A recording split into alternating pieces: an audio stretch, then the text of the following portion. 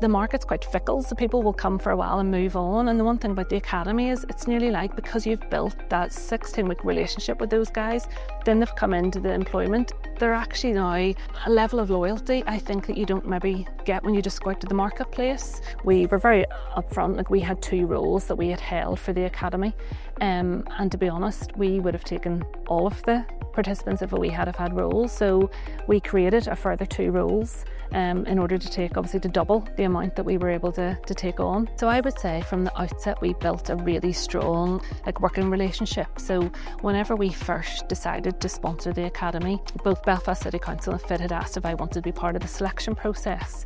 I suppose both companies understood that as an employer, we're busy, etc. So they were like, we'll take all the pressure off. You can be as hands-on or as hands-off as you want. I would say I went into the selection process not really knowing what to expect, and probably my expectations were quite low.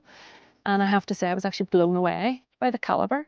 And I think for me, because most people that were coming through the academy obviously didn't have either experience or qualifications in IT, but what really stood out was their attitude. So that real passion for working in IT, commitment, dedication.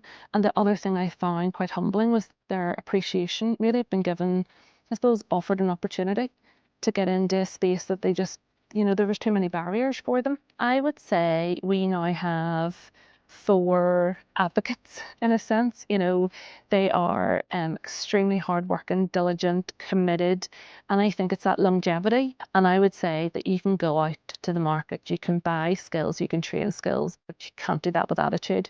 And that was the difference I noticed with this academy. You're getting people with this attitude who just really need an opportunity, but because of different barriers, just had never been given the chance.